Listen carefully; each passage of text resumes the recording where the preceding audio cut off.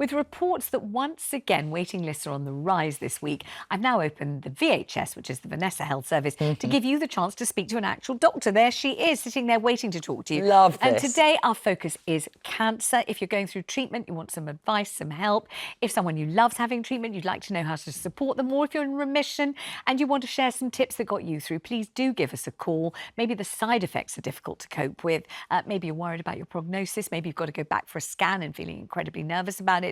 Whatever your concern, do get in touch. And of course, Julia and Dr. Philippa have both been through cancer themselves, so they really do understand and know what you're going through. 0207 862 2222, that's the number, and we would love to speak to you. So Julia, let's just revisit a little bit for you. You're what, 3 years on now, or 5? It's 2021. Okay, so, 4 years on. 4 years on. And how are you feeling about it all now? I feel, as I said a little bit earlier, it really changed my outlook on life and about health. And I have spent the last 4 years getting as fit as I possibly could and doing as many tests as I possibly can.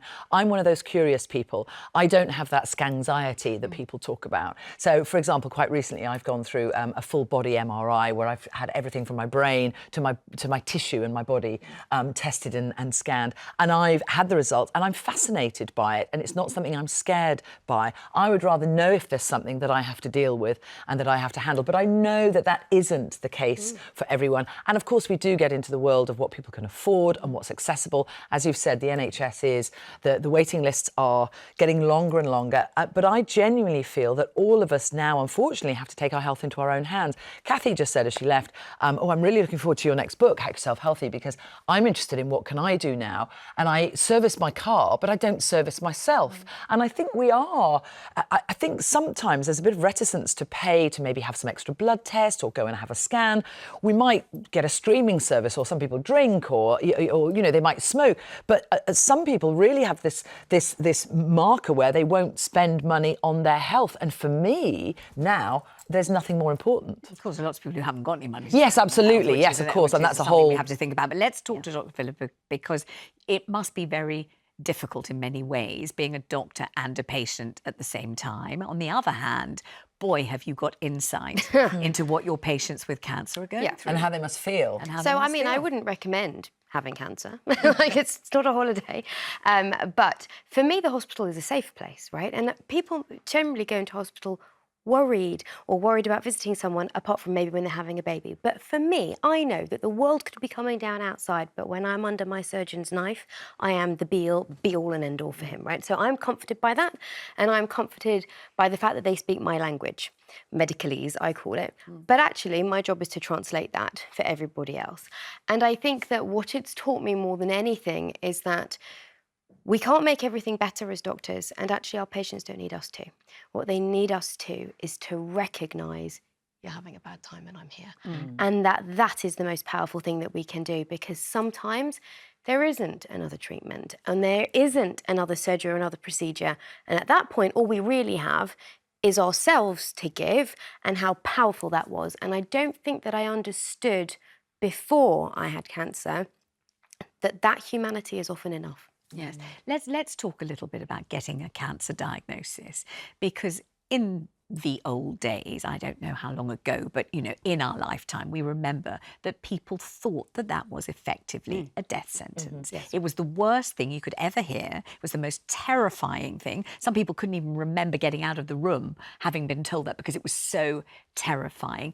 I don't think we feel the same about it now, but it's still a hell of a shock to the system. It means that you're going to become a patient. It means that there are going to be procedures and more tests, and there's going to be treatment, and there's going to be a diagnosis and a prognosis, and your life will change just on a dime from that moment. And so I might ask you both, you know, how was that moment for you, Julia? I think what we have to remember at this point is a lot of treatments have progressed and survival rates have improved, but not massively. The silver bullet for cancer has not been found. There's talk now perhaps that something in Korea has been explored, but we're still a long way off from that becoming accessible to us all. The prediction by the World Health Organization is that by 2050, 1 in 2 of us will have a cancer diagnosis. Yes. That is a frightening statistic. But the moment that you were told, how was it? Oh, for that moment for me was the most petrifying and terrifying moment of my life. I had quite a complicated diagnosis process. yes, I have dense breasts, which meant that I wasn't diagnosed until a biopsy, actually. But it was the moment that I had the biopsy, a year and a half after I had discovered my lump in my left breast. Whilst I was having the biopsy, which is a horrible procedure, it's basically like, it's like a stapler being gunned into the side of your breast. That was the moment when I started crying for the first time, and I thought, gosh, this could be cancer. In fact, I knew that it was at that stage, and I just thought about my children, and my children's faces flashed in front of me. And I'm going to ask Dr. Philippa the same question, because it's something you had told other people. Now, unfortunately, we're hearing it. We're taught how to deliver bad news. There are really sort of exact ways that you do it so that people sort of come to the realizations themselves. And I was lying in my colonoscopy and I saw my tumour on the screen. And as I turned my head to look at my surgeon and his eyes came up to meet mine, the entire world changed. And I think that for all there are treatments and wonderful things that can be done in that moment, you don't think of those. Right. In that moment. You're both being very, very honest about something that must be very difficult to talk about. So let's go straight to the phones. I'm not surprised that the calls have come in on this. Let's go to Ruth, who's in West Yorkshire. Ruth, you have bladder cancer, and unfortunately it keeps on coming back. So what would you like to say to Dr. Philippa, Ruth? Hi, I just want to say thank you for having me on to start with. I was 58 and I just had a bit of blood in my urine, and it turned out to be bladder cancer. And it was a small cancer, cut it out. They said it won't come back, just come for checkups. And I've had 4 tumours since. But what I want to say more than anything is people say, oh, I'm so sorry for you and I feel so sorry for you. But I'm living with it. I go for checkups. The next one's July. There might be another tumour. I might have another operation. But I'm living with it. And some people, I had chemotherapy last year and I was quite poorly. But, some people talk to you as if, oh, I'm so sorry, like it's a death sentence. And it doesn't have to be now. And, I have the same consultant who does the checkup, who does the operations. He's absolutely amazing. And the NHS can't do any more for me. They're amazing. A lot of it's people's attitudes, feeling sorry for me. All right, let's bring in Dr. Philippa, see what she has to say about it. I mean, it's good that so many people care about Ruth, you might say. Absolutely. And I think that managing everybody else's expectations and reactions is part of actually having the diagnosis yourself, because my diagnosis didn't just happen to me. It happened to my parents, my siblings, my kids, my husband, right? It happened to all of us. And your instinct is to say, I'm so sorry, and that's fine. And I think that what actually we need more than anything often is just to be heard and listened to, and to know that we're not alone. And yeah, there are loads of people, gratefully, thankfully, who are living with their cancers and might have regular treatment. And these are the things actually that we need to talk about more and more, how to live with your cancer as opposed to be dying from it, because so many people are. And actually the King's a wonderful example here, isn't he? King, absolutely. Of, he was at the Chelsea Flower Show yesterday and he might be having treatment at another point. You don't know. And how we manage all of those things together, because cancer comes and tries to take bits of your life, and how you work around that. Right. I think it's interesting as well how it's up to us, isn't it, to tell our friends and our family how we would like them to talk about our cancer with us as well. One of the most frustrating questions is, how are you? When you're asked how are you every single day, you just can't answer that all the time. I must say, having you in here, I thought, God, we're going to be talking about cancer. Do I want to start talking about cancer to Julia the second I see her on television? No, not really. It is quite awkward, even in this kind of context. Let's go to Joy in Essex, and I know that you wanted to ask Dr. Philippa a question, Joy. Oh, hello. Yes, I had melanoma in the eye during lockdown, which is nearly 5 years ago, and I have a check every year, and also I have to have an ultrasound on my liver in case it goes to there. And I just want to know statistically if there is any prognosis for how long I would possibly survive with it. Oh, I do have continuous symptoms with it. So are you able to tell me that question?